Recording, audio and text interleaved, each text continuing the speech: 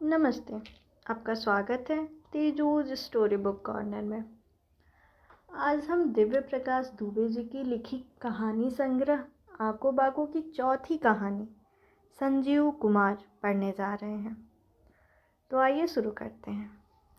देहरादून का नाम सुनते ही एक तस्वीर जहन में उभरती है। पहाड़, आसमान और चुटकी भर फुर्सत। यह बात तब की है जब मैं 2 महीनों के लिए एक स्कूल में थिएटर पढ़ाने के लिए गया था।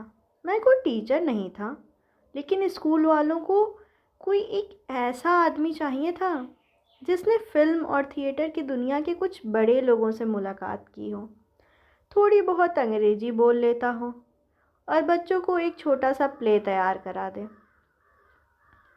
फ़ोन पर तो स्कूल वालों ने यही बताया था कि मैं अकेला ही वहाँ रहूँगा, लेकिन जब मैं वहाँ पहुँचा तो पता चला कि एक लोकल थिएटर करने वाली लड़की स्मृति भी मेरे साथ पढ़ाएगी।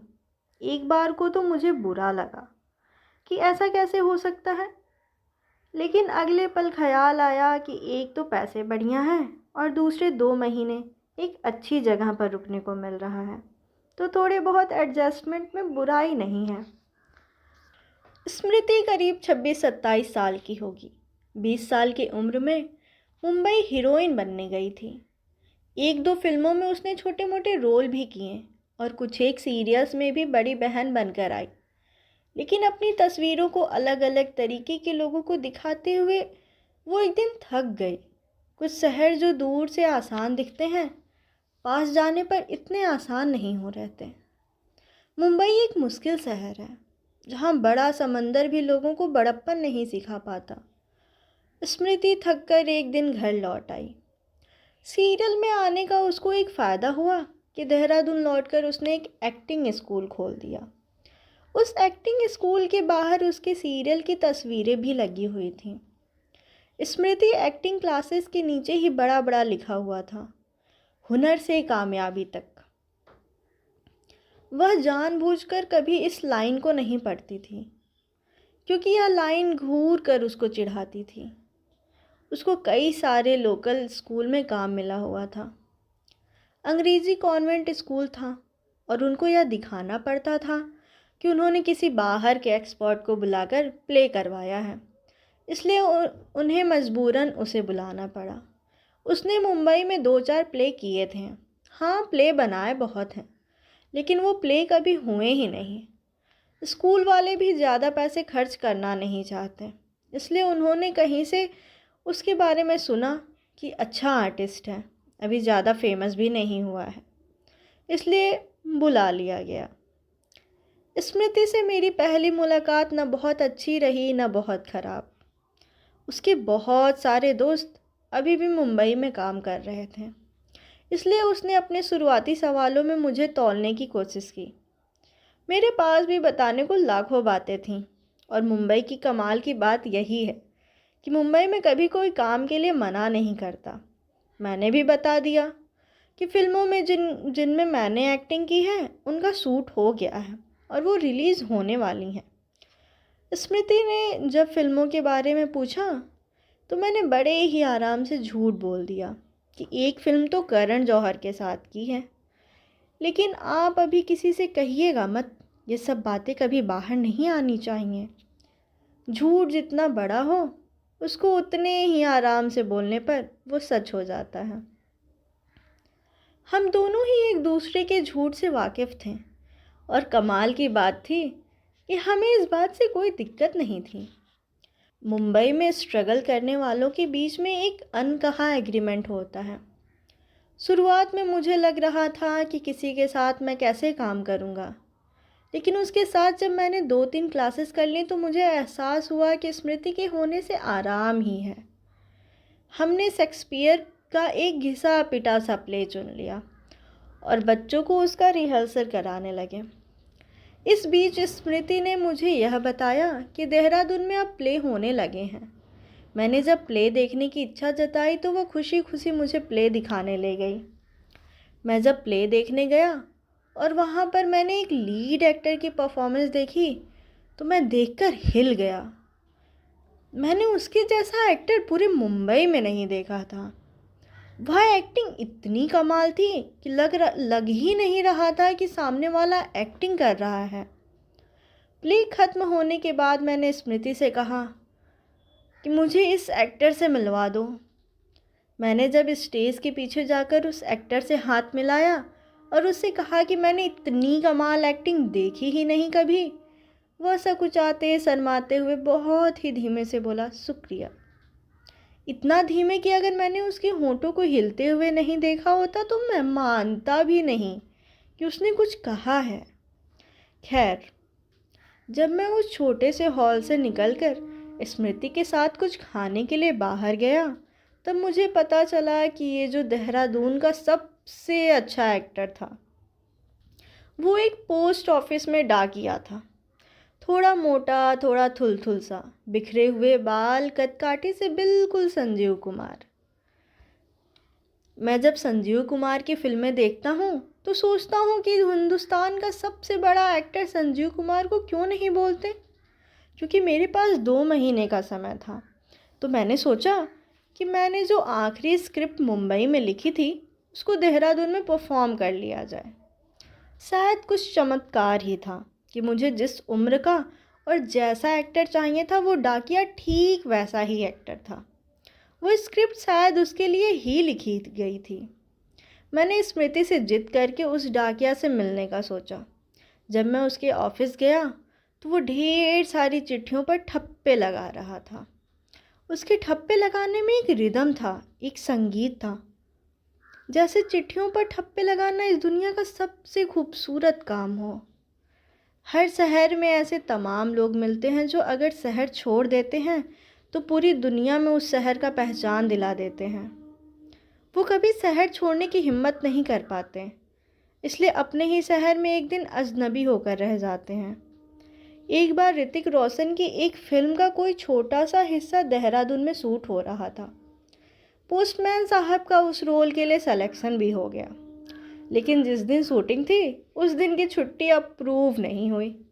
उस रोल के छूट जाने की न कभी किसी ने शिकायत सुनी, न कभी किसी ने उन्होंने शिकायत की। जिस दिन शूट हो रहा था उस दिन वो वापस आकर ऐसे ही चिट्ठियों पर ठप्पे लगा रहे थे, और उन ठप्पों में ठीक वैसा ही संगीत था। उनमें कोई गुस्सा नहीं था। स्मृति ने हमारी मीटिंग की बात पहले से कर रखी थी। उन्होंने हमें इंतज़ार करते देखा और बिल्कुल इत्मीनान से हमें पोस्ट ऑफिस के पास वाली चाय की टपरी पर ले गए। टपरी तक जाने में दरमियान हमारी कोई बात नहीं हुई। मैंने ही हाथ बढ़ाकर कहा, सर मैं पुनर्वसु हूँ। उन्होंने जब हाथ बढ़ाया तो हाथ एकदम ठंडा था, जैसे कि उनका हाथ मिलाने का मन ही ना हो। मैंने उनकी कमीज़ पर नाम पढ़ा, मोहन जोशी। मोहन जोशी ने जब चाय वाले को 3 चाय बनाने के लिए इशारा किया तो भी एक शब्द नहीं कहा। मुझे समझ नहीं आ रहा था कि वो मुझसे बात नहीं करना चाह रहे हैं या उनको प्ले नहीं करना, या वो ऐसे ही हैं। आप स्क्रिप्ट दे दीजिए, मैं देखता हूँ, कुछ समझ नहीं आएगा तो पूछ लूँगा। मैंने रोल के बारे में समझाना चाहा, लेकिन मोहन जोशी ने मना कर दिया।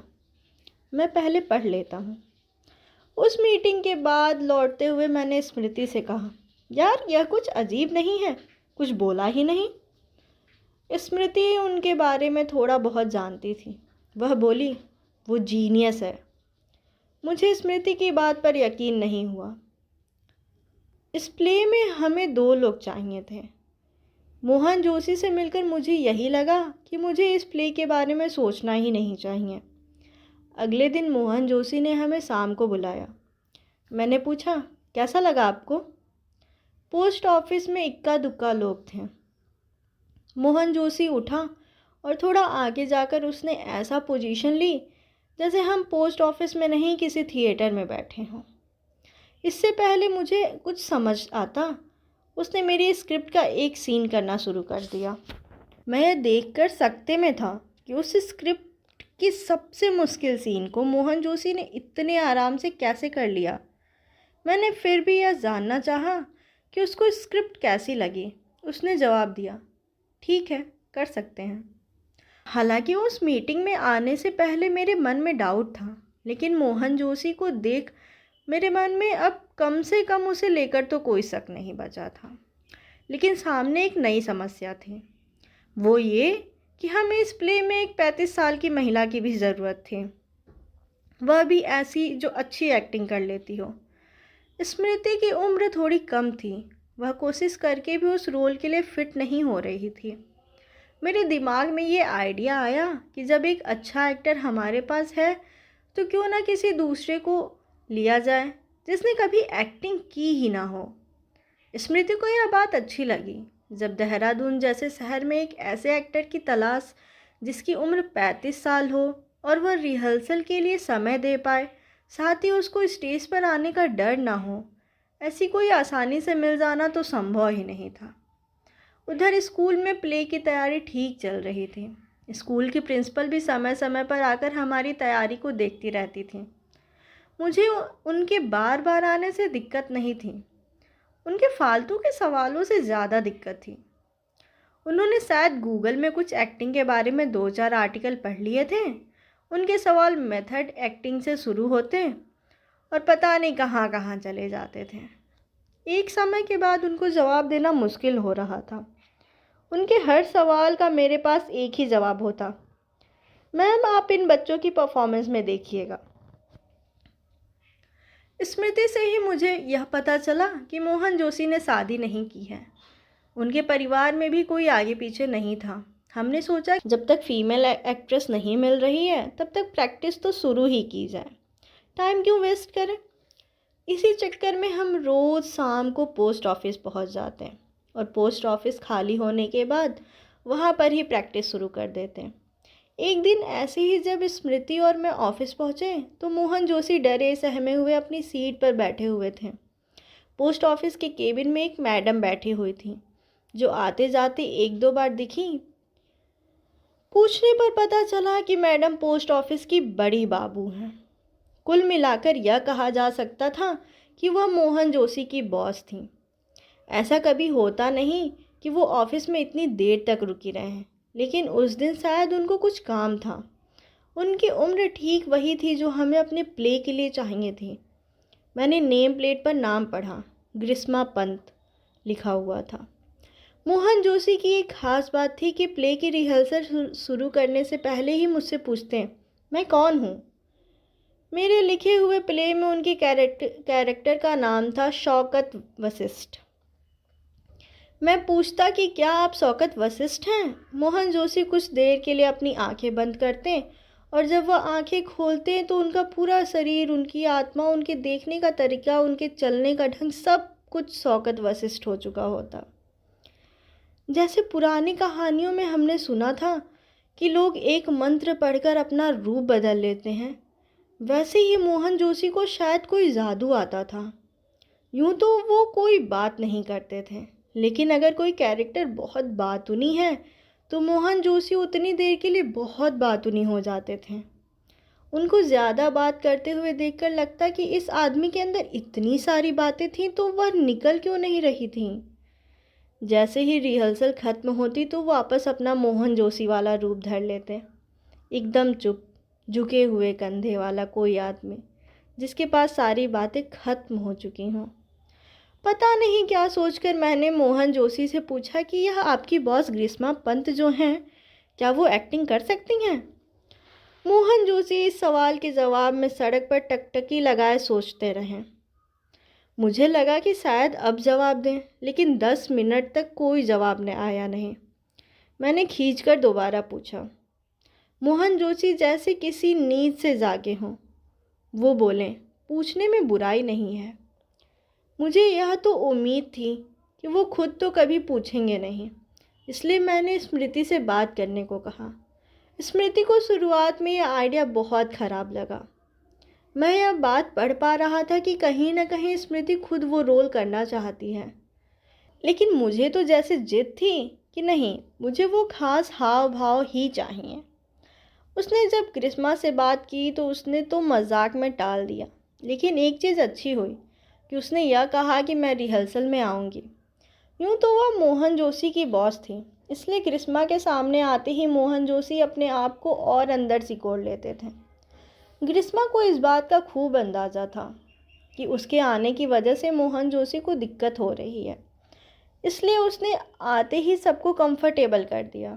उस प्ले का फीमेल वाला डायलॉग स्मृति ने पढ़कर ग्रीष्मा को सुनाया। जब 2 दिन तक उसने सारा डायलॉग सुन लिया, एक बार स्मृति को करते हुए देख लिया, तब तीसरे दिन ग्रीष्मा ने खुद एक बार अपने आप को उस कैरेक्टर में ढालकर हमारे सामने रखा। यूँ तो मोहन जोशी ग्रीष्मा के आगे कुछ भी बात नहीं करते, लेकिन जैसे ही मैं एक्शन बोलता सब कुछ बदल जाता। मोहन जोशी की आदत के जैसे ही ग्रीष्मा ने भी आदत डाल ली थी।